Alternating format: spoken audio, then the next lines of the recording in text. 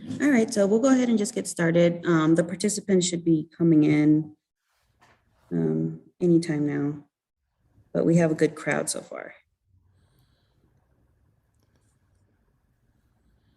All right.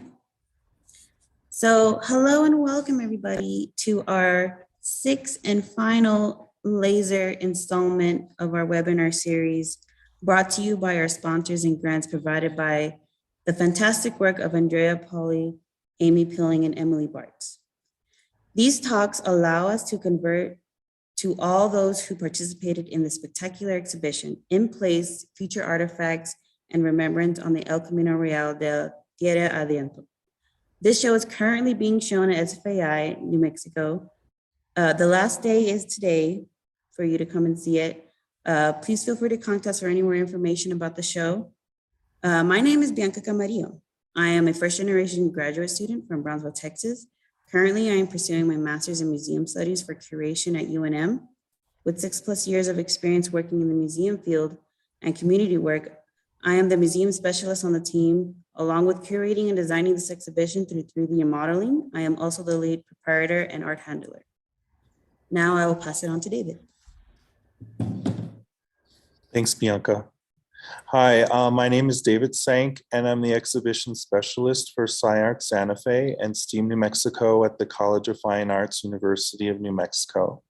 The show InPlace, Future Artifacts and Remembrance on El Camino Real de Tierra Adentro is here at the Santa Fe Art Institute. Actually, right behind me is Chico's exhibit. And the show encourages dialogue on the relationships of art and science to monuments and other historical artifacts and representation through the lens of land use, colonization, climate change, extractive industries, and community. SciArt Santa Fe is a 501c3 nonprofit that serves community members interested in art science, highlights the long history and rich presence of art science within Santa Fe, and helps to further Santa Fe's role as an international hub for art science. Santa Fe Art Institute is an independent arts organization forging critical inquiry and cultural exchange among artists, creative practitioners, and the broader community. STEAM New Mexico is an initiative at the University of New Mexico at the College of Fine Arts. Bianca and myself and Amy are AmeriCorps members, and so that's they've been a big part of this as well. This presentation is made possible with the generous support of the Department of Cultural Affairs and the National Endowment of the Arts and for the Arts and New Mexico Arts. Any views, findings, conclusions, or recommendations expressed in this program do not necessarily represent those of our funders. Leonardo, International Society for the Arts, Sciences, and Technology, fosters transformation at the nexus of art, science, and technology because complex problems require creative solutions. The mission of LASER, these talks, Leonardo Art Science Evening Rendezvous, is to encourage contribution to the cultural environment of a region by fostering interdisciplinary dialogue and opportunities for community building.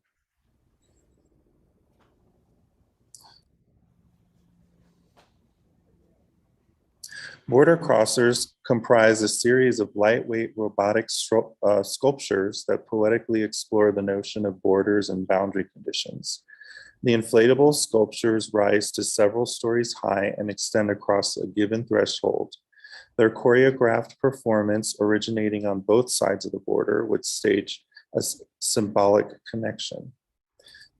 Our speaker today, Chico MacMurtrie, and his interdisciplinary collective, Amorphic Robot Works, have received numerous awards for experimental new media artworks, including 5 grants from the National Endowment for the Arts, the Andy Warhol Foundation grant, the Rockefeller Foundation Fellowship, and the Guggenheim Fellowship in Fine Arts in 2016. I'm just wanted Thank you, Chico, for coming today and speaking with us. And the floor is yours. Thanks for having me, and everybody welcome. And we've just moved through all this technical stuff, and here we are. Yeah, it's a pleasure. I wish I would have been able to come out and see the show, but this work is moving through the Southwest and the borderlands now, and I just wanted to go present a PowerPoint presentation that goes through the evolution of my work and how I arrived at this juncture. And just briefly, the name Chico MacMurtrie, it's a peculiar name, but it's maybe not so uncommon on the borderlands. The MacMurtrie being an Irish name, and Chico coming from Francisco Teodoro being a Mexican name, so I'm sort of formally an Irish Mexican, and because of that, I've sort of I feel like I've been placed in this interesting vantage point my whole life, and this is an early shot of a work called Black Air, and the image just stuck with me because it was sort of I was in a way looking at my future, or looking at the future in general, and I tend to use this image to open the lecture because I feel like it's covering a lot of things at the same moment in time, and this was sort of how my pursuit of the work began. So this early work, Black Air, had to do with the moment of the very end of civilization, and of course I was quite young, so I was very influenced by my fears. And operating with my fears, I went on this adventure that led me to eventually making machines. And this is called the Tumbling Man, and the objective here was to make a machine that somersaults, but instead it became a 3-year journey in figuring out how to build a machine, and ultimately it's a machine that draws empathy from the viewers because it's a machine that struggles, and I feel like it was very ironic that the human viewers felt more empathy for my tumbling man than maybe, say, a homeless person living on the street. Here I am in Prague with my telemetry suit, which was a suit that allowed me to move my body, and the movements of my body would control the robots. And a still from my robotic opera from 1983 to 85. And in this case, there were 15 machines and 15 performers. And it was an amazing evolution of work. And ultimately, I departed from working with humans for a while because I became fascinating with building this society of machines that reflected the qualities of human society. Here, a performer named Hannah Sims is running the string body, and by the actions of her body, she's activating a whole ensemble of over 8 string elements in this machine. The walking legs. So, of course, being captivated by the human condition, I became very engaged in studying human movement. And fast forward to the year 2000, this is a very large-scale machine performance called the Amorphic landscape, and over 350 machines participate in an hour-long sort of epic evolution of organic and machine life. And then this has been installation in my workshop, which is called the Robotic Church in Brooklyn. And this is a scene from the Robotic Church performance that's made up of several machines, 50 main character machines and 250 different mechanisms.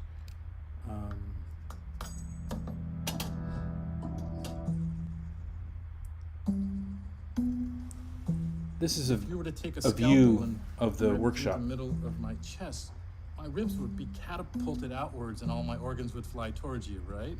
Can you guys picture that?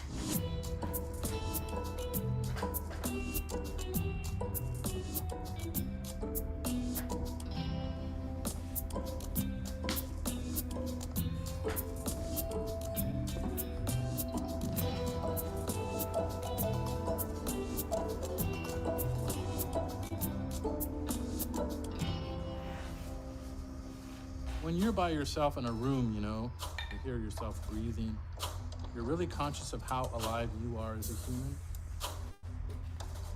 I found that my work was focused on the most primitive aspects of being human.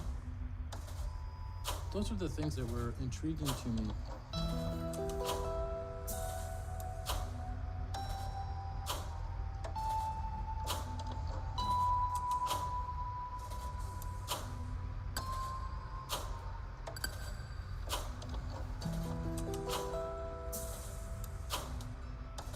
Looking deeper into the way humans are made started to become more of an investigation of sort of living things on a molecular level. Everything organic, if you look deep enough into it, it has a structure. Wait a minute, how am I built? How am I really built? I was interested in the idea of a humanoid machine that could stand up from a squatting position. I would go in and out of my studio and there was a door dampener, which was a cylinder. I stripped that door dampener off of there and I set it up to the compressor. The thing literally threw me back because it had such strength. And I'm like, this is what I need. Not knowing what I'm doing, drawing a lot, figuring out the process, talking to people. Eventually, we got this machine to display a very sophisticated quality of gesture, and it was the quality of gesture that I was after. It was a single important detail that I'd never seen before. That was to repeat itself. Each machine, sort of the same process.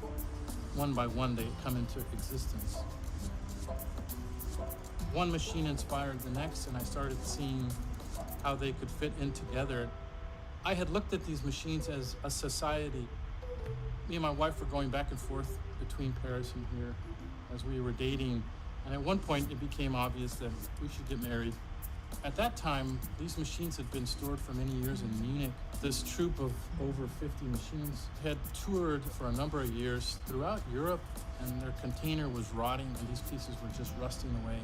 So I thought to myself, I'll restore them and have them perform the wedding.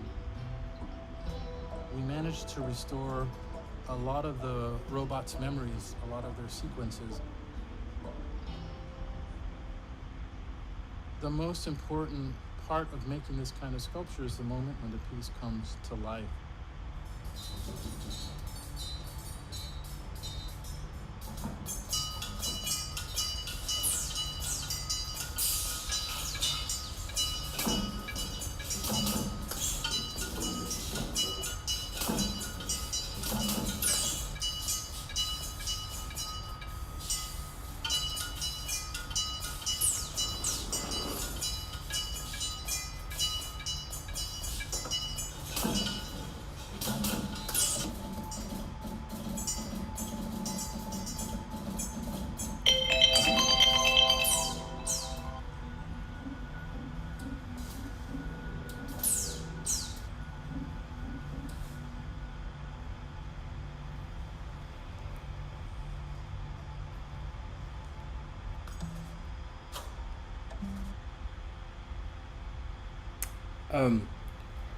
So I just going through a little bit of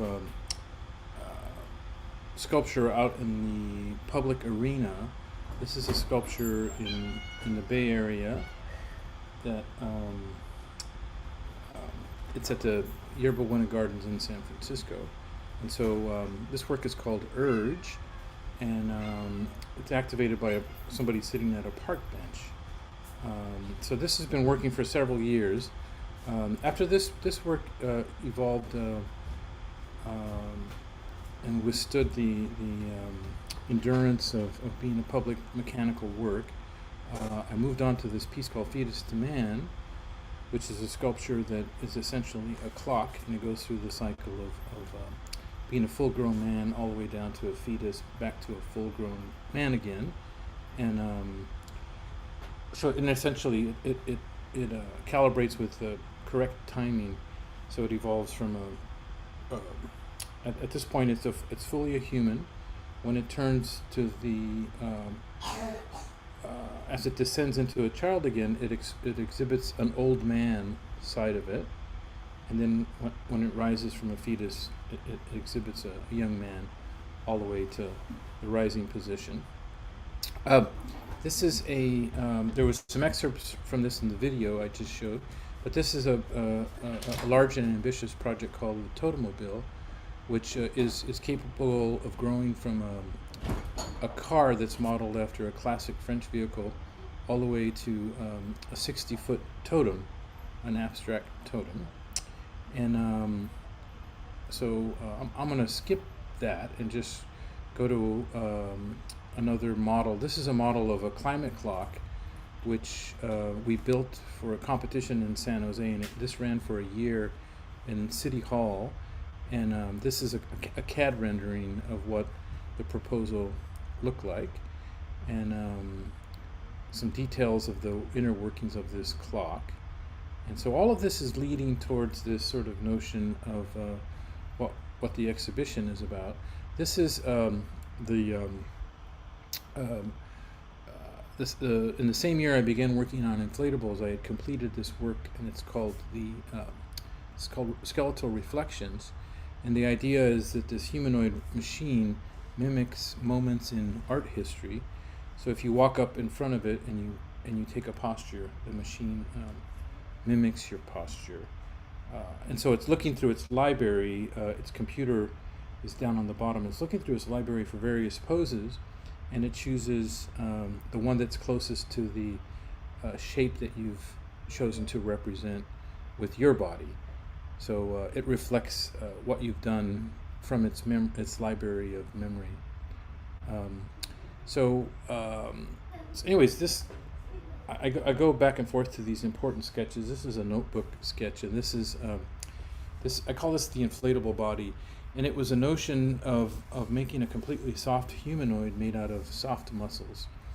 And what I was after was a quality of being more human initially, and being softer and being able to respond to other humans in a soft and subtle way, which led to a whole series of machines over a 10-year period that walked, that changed the geometric the geometry of the architecture in which they were exhibited, and this is a sketch, an early sketch of one of these inflatables attempting to form an arc. And since the sketch, several other incarnations of these inflatables happened. This is called the birds, and this is in their death cycle, but they go through this life and death cycle where when they're deflated and vacuum is pulled on them, they look like sort of like remnants of life, or like a snake skin left behind. And when they're inflated, they're full of life and subtle and reflect both birds, perhaps legs, and they go through this cycle based on human interaction. So if humans crowd the machines, they get quite nervous, and the nervousness of overcrowding of the humans leads to sort of an early death cycle. Here's a continuation of these inflatables, and this was in Beijing, and it's sort of an early version of what the border crosser would become. So these four arcs collapse back into themselves and grow into these sort of spider tree forms / arcs. Some more of these inflatables, and yet some more. I'm moving through relatively quickly because I want to get to the evolution of the border crossers. But so in the case of this image, this work is called the hexagons, and the hexagons are these organic forms that they form geometries, although they are quite organic. And so when you chill out and watch them from this pillow form, you really get mesmerized and hear the sound and the movement of it. And it's sort of like referencing the beginning of time of these, where all these different shapes and forms came from. They came from these very early merger of moving organisms.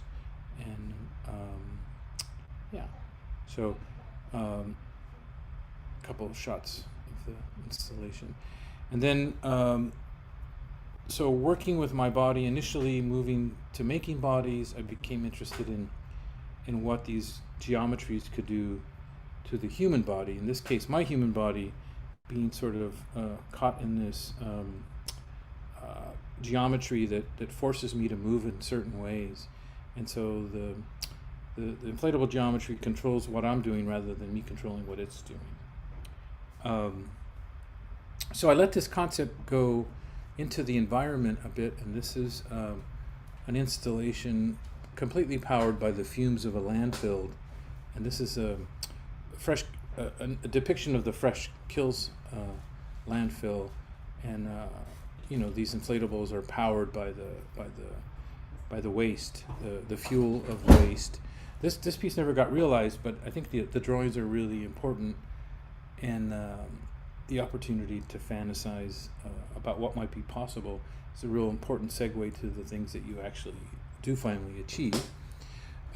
This is a very complex inflatable work called Chrysalis. So it's you step up to it from the ones before it, but what it was a completely interactive space that changes shapes, and you can move through it, and your movement of your body influences the shapes that it actually takes. And I'm going to skip this. Bianca, can you hear me? How? But I can't hear you. How much time do I have? Oh, you're good, Chico. You're barely at 6:30. Okay, so when do we finish? Just to sort of pace it. It could be over by 7:30 if you'd like, or okay, before that. Because we want to allow some questions, right? Yes. Okay, so all right. So going back from this work, I became very interested in another shape and form of architecture. So these are the arches, and so it's called the Organic Arch Installation, and this is in Brazil. And the idea here is that each individual separate machine is able to become a completely organic shape, and then it goes back to an architectural shape. So you have this transition from these intestinal kinds of forms that you look at directly, and then at one point they actually end up completely surrounding you. And as you move through this tunnel, the machine is each of these elements is sort of whispering and breathing as you move through it, and so it's changing form and taking you through this type of time tunnel. And here's a version of it installed at the Queen's Museum. And here's a super quick time lapse of the installation. I like this time lapse because you just sort of, in a few seconds, get the whole experience. And that's it. So moving on to sort of more of this inflatable architecture installed in a space in Brooklyn called Pioneer Works. And this is the biomorphic wall. I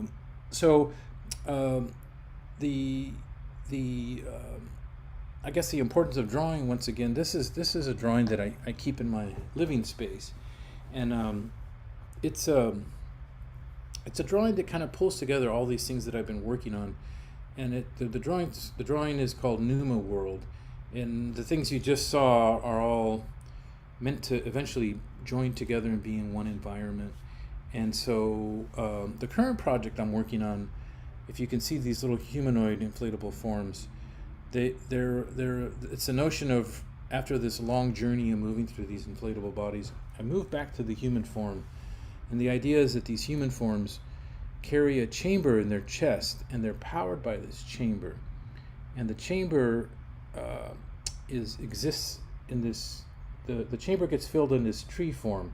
So there's this whole metaphor of the tree providing the air, And literally, if you look at the very right corner, one of them is compressed and shoved up against this tree because it's getting refilled with air. Once it gets refilled with air, it travels through the space, and then at one point, when it's low on air, it makes its way back to the tree to receive this sort of life breath again. And so once I make a drawing like this, I find myself as a sculptor and a roboticist spending years actually going after these things.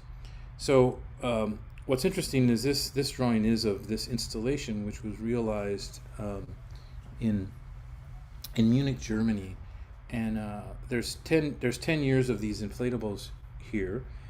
And so when it's presented as both a performance and an installation.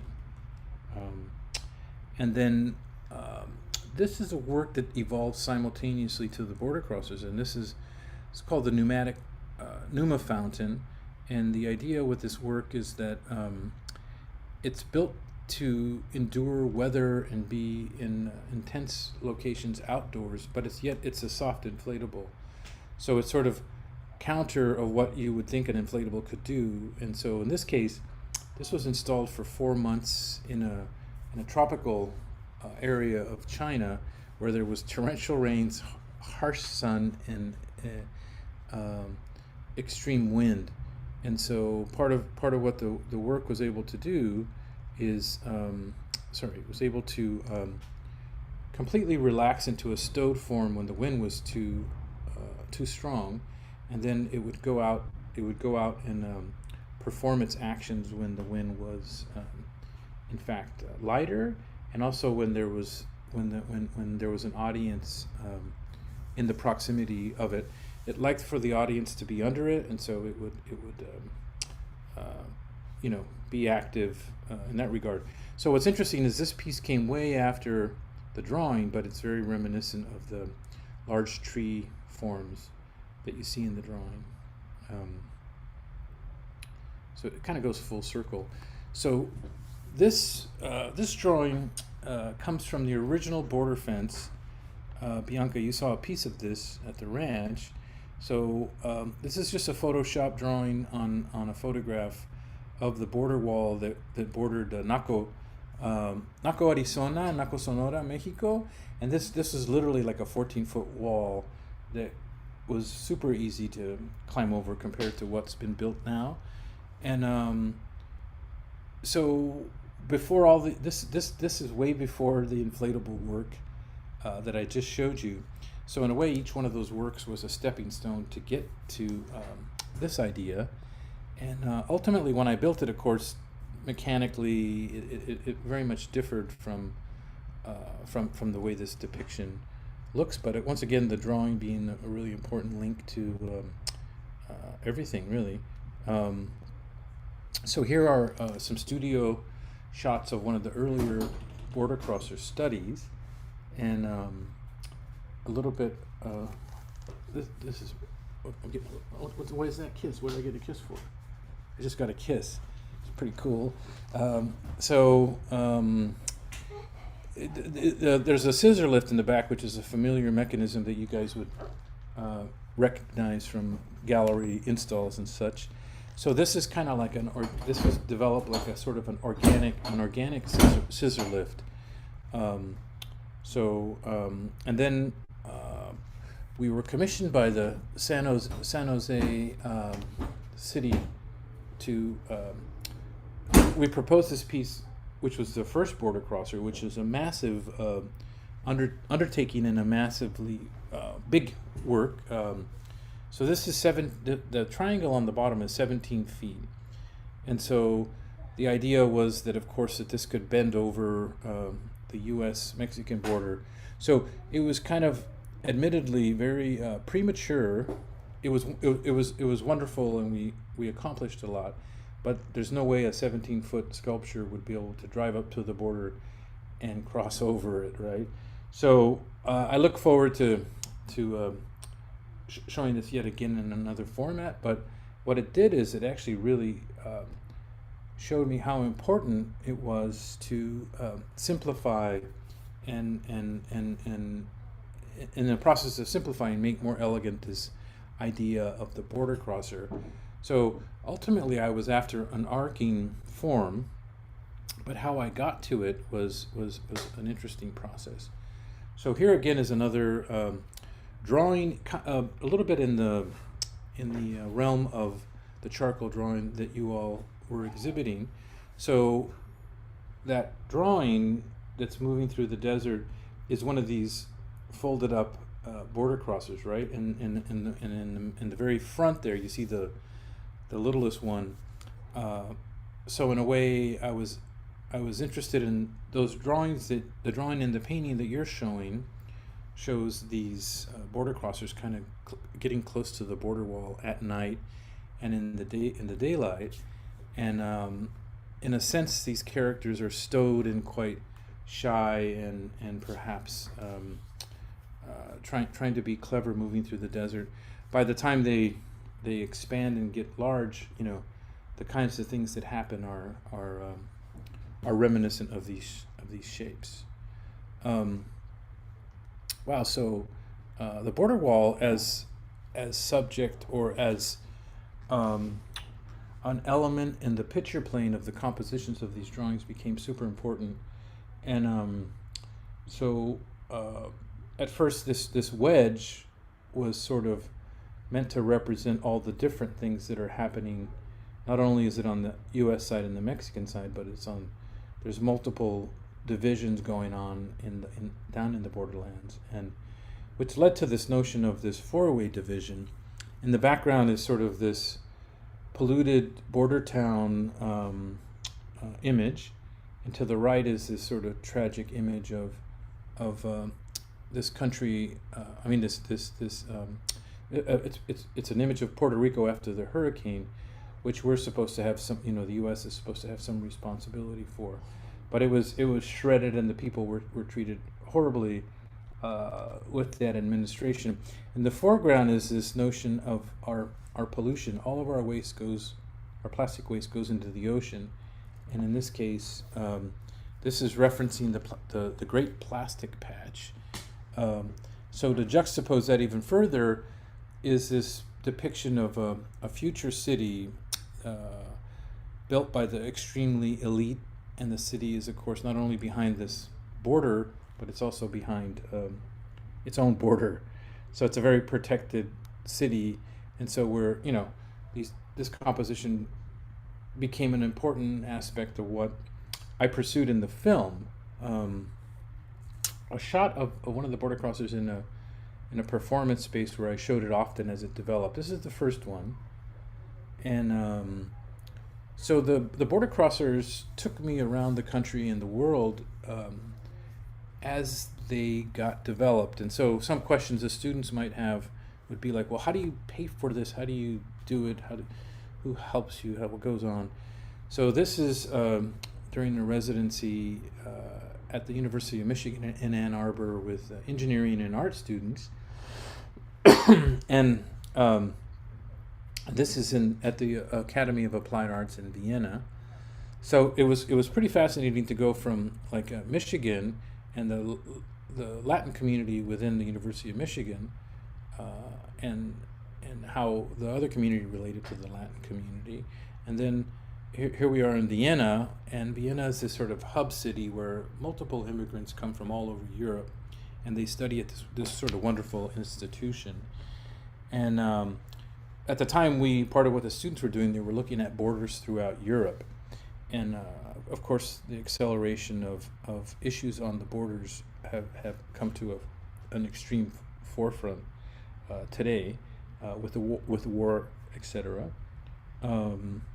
So here's just a kind of a clean version of the form, and this is just an image of the border crosser early on at my ranch, and the studio where Bianca, our host, happened to be there. So this is as you all saw this, so I'm gonna move on. But so then this is a work that was built with the students from UTEP came to the ranch, the image that you saw earlier, and we began building this robot. And then we completed this robot during the time I was at UTEP, and the objective initially was to try to cross the border, actually in New Mexico, next to El Paso, in a place called Anapra, and so that was looking more and more like it wasn't going to happen because of all the issues in relation to immigration and Border Patrol's policy, administration policy, and so we started to pursue this idea of the water crosser, and the idea of the water crosser was a super interesting parallel for me, because I was trying to figure out metaphorically how would this machine belong and exist in our world, right?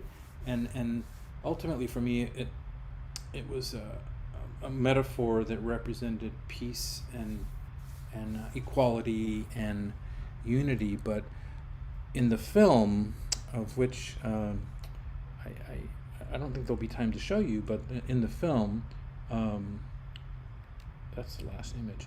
In the film, this machine is birthed from the water, and the idea is that the inflatable comes from water, and the vehicle itself is birthed from the earth, and it evolves out of this process of fire and alchemical process of fire fusing and becoming form, and eventually it becomes the vehicle.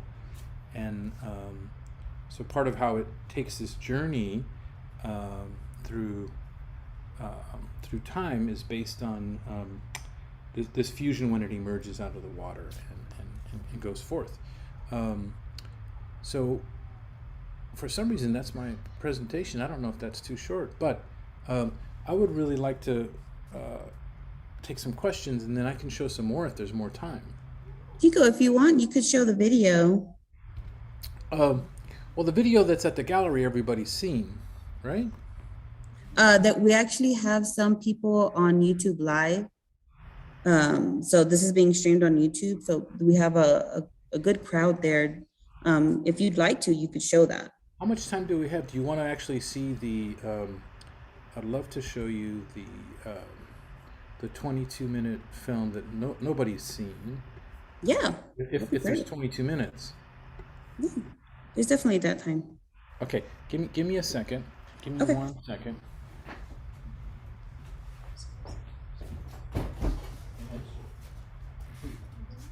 Yeah.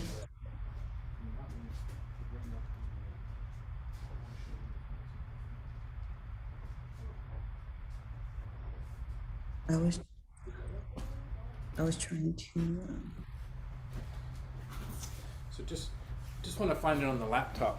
But Bianca, in the meantime, as we try to find it, can we get a question or two from the audience? Yeah. Yeah, let me go through them for you. So.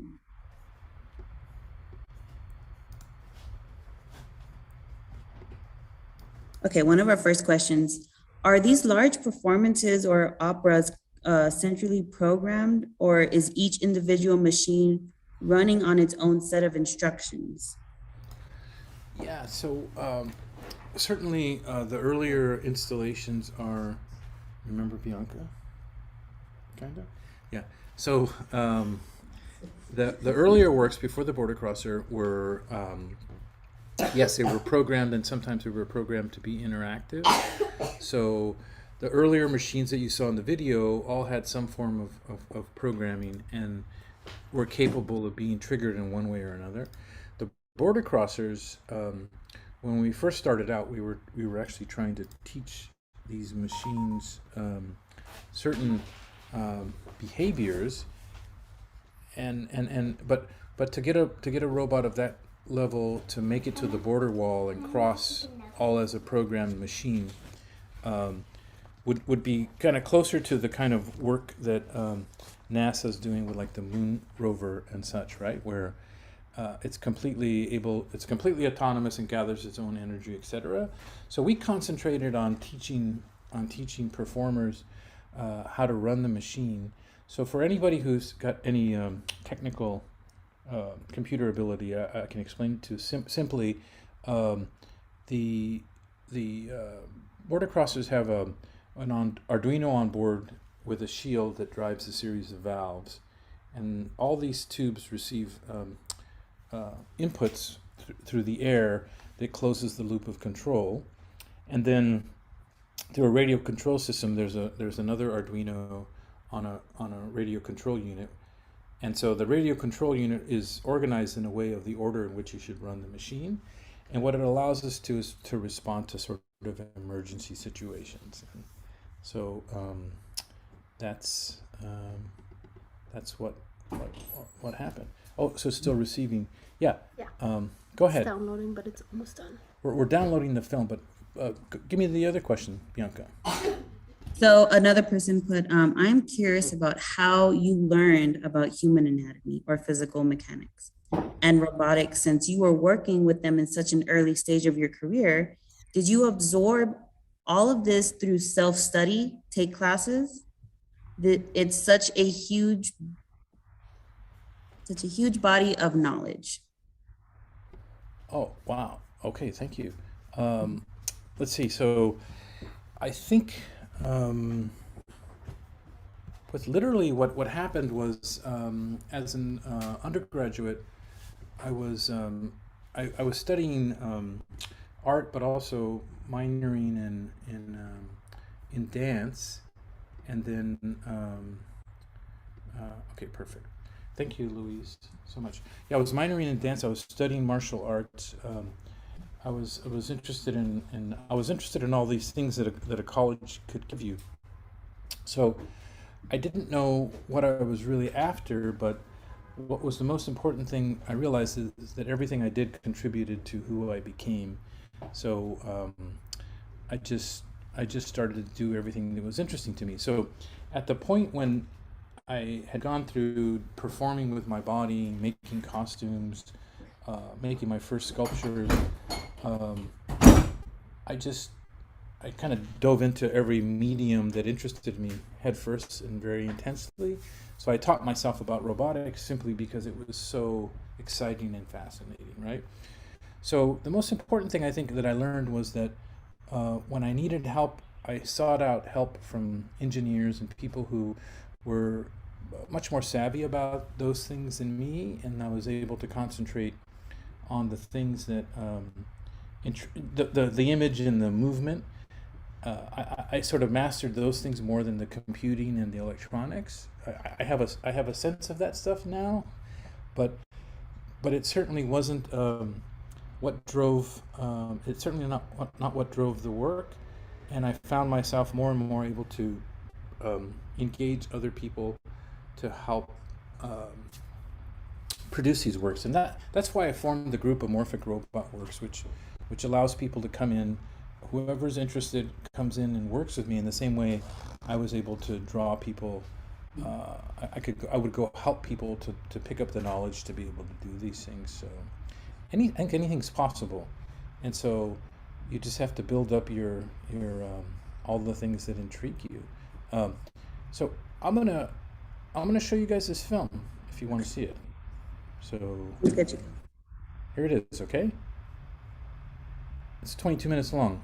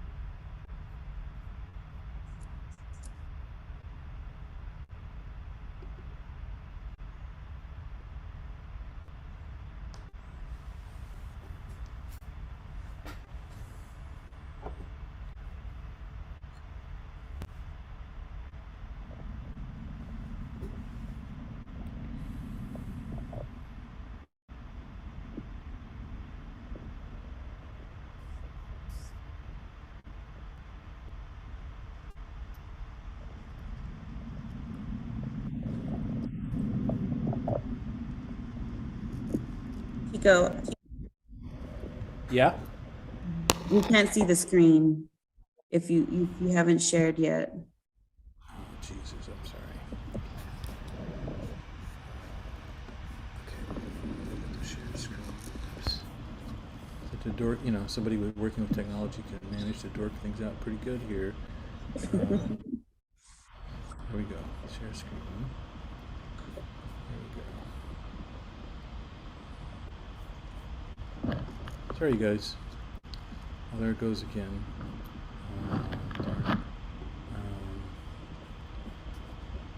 Hey, Anchi? Oh, here it is. Can you see it now or no? You can? Okay. Okay.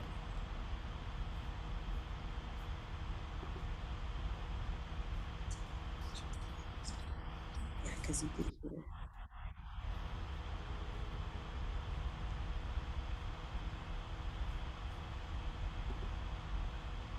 Okay.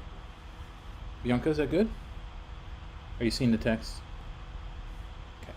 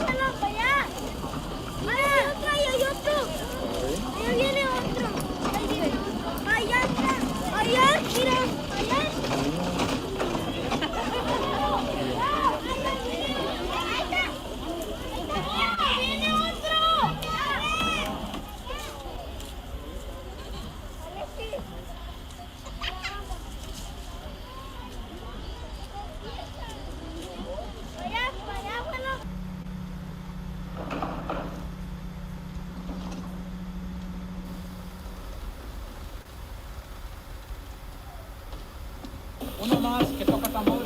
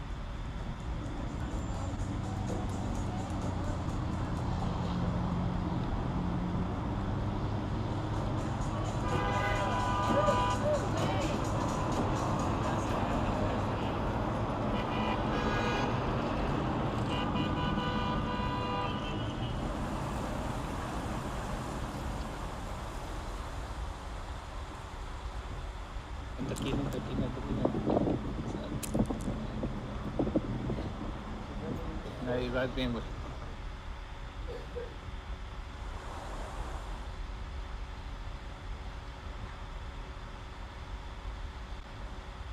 El border no, y se llama el otro que...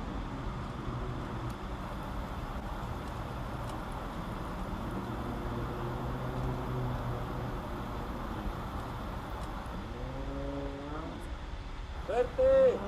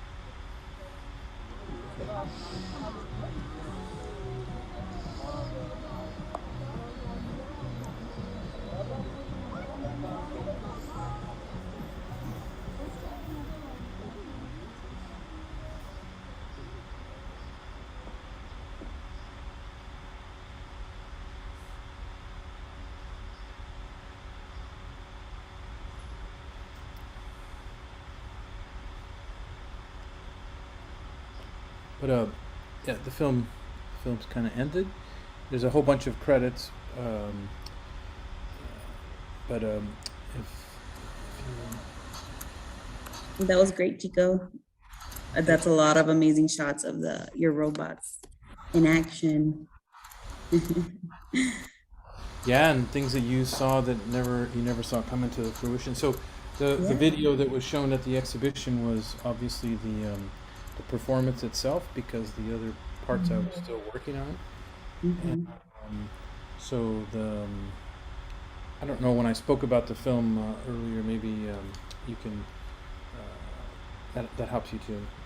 I'm still working on it. I've done several more shoots to integrate into the film, and if we would have gotten to do the performance in an opera, that would have been integrated, and so we're on sort of endless hold, but ready to deploy. We're looking at San Diego and Tijuana next as well, but ultimately it's all about politics, isn't it? So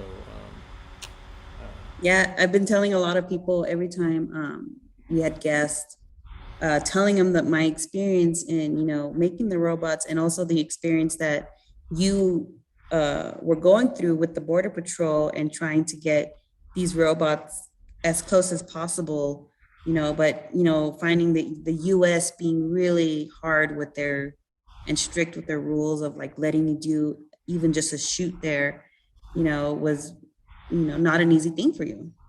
that's right. But The blessing was that we got to work on the film, and we were able to have a wonderful shoot out at the Bosque, the real Bosque, and so the film continues as the opportunities at the borders open up. We're heading to Arizona for the monsoons to shoot at the river up to where the border wall restricts the river from flowing from America to Mexico, and vice versa. And so that's one of the next big shoots that we're planning, which might end up being a direct confrontation with the Border Patrol after all, but determined to do it. well, I wish you all the luck, Chico. I know you can find your way. So that video with you showing that film, we got a lot of response through YouTube. Oh, great. So do you want me to let you know some questions? Sure. So besides the comment of these robots and drawings are mind-blowing, it's like a mysterious little being trundling around, fantastic. A question is, are teams deploying these individual happenings, or are there coordinated performances? Both. For the last section, that was deployed by a whole team of people, and two individuals were controlling the borders on the robots on both sides of the borders. For the other actions throughout the film, it was perhaps one driver and a team of cinematographers shooting. Yeah. Another person asked, can you ask Chico how he got permission to do the border crosser pieces? Yeah, so okay, so a great piece of luck. So that happened in the border town where I went to grade school in Naco, and so there was an ex-pastor who had been working on projects along the border, and I asked him to introduce me to the head of the Border Patrol, and the station happens to be across the highway from my ranch studio in Bisbee, and the meeting was set up, and to our very surprise, they agreed to help us to do it, and they agreed to even to help us with whatever we needed. So it was kind of a flawless event. It was unbelievable because the struggle had been so hard. So interestingly enough, it was a fresh Biden administration, and of course the fresh Biden administration wanted to have a different appearance than the Trump administration had, right? So as you watch politics through the lens of the border crossers, it's interesting because by the time we got to El Paso and we were doing the residency at UTEP, policies had changed again, and it became very difficult for the Biden administration to let us do it because of their concerns for safety and too much traffic and all the other things that had happened in Texas, let's say. And so it was a real good piece of luck, and so we continue to keep our fingers crossed for the next two. So a question from Andrea. She's saying, I would love to hear how Chico thinks about contemporary memorials and monuments in relation to his work. Oh, thank you, Andrea. Well, what's interesting is, to start out, that the answer is, having had spent a lot of time recently in the Southwest, again, revisiting and coming across various monuments just through my travels and looking at sites and trying to get a better understanding of things. So, obviously before there was the border wall, when there was the chain link fence between Mexico and America, and kids would come through the chain link fence to go to school in my community, for instance, to before when there were just simply the markers, and so those markers were part of the whole the beginning of the Border Patrol, and various artists have worked on really interesting monuments in response to these markers and other monuments. And the slightly mind-blowing thing that I've come across was the role of the Chinese immigration, and how Border Patrol was initially, if you go to the Border Patrol Museum in El Paso, by the way, you learn a lot about monuments, and you learn about the role of the influx of Chinese immigrants had a big aspect to the starting of the Border Patrol and the growing and the strengthening of the Border Patrol. And so ultimately, so the border as the monument itself, and then the markers as monuments before the border wall, and even the way that the Tohono Nation in Arizona that covers both Arizona and Mexico has their own sort of markers and their way of defining what the border is and what the border isn't. And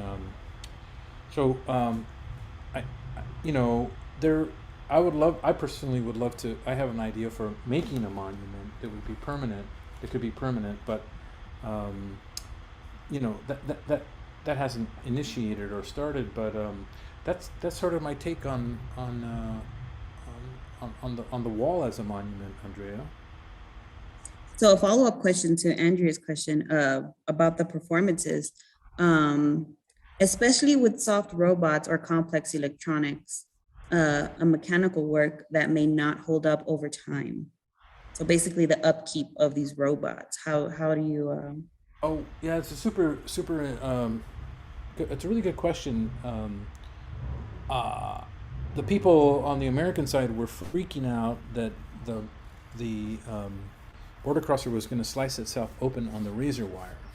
So if the border crosser, which got like 1/8 of an inch from the razor wire, had come across the razor wire, it would have created a tremendous pow, magnificent sound, and that part of the border crosser would have collapsed and or gotten caught in the wire.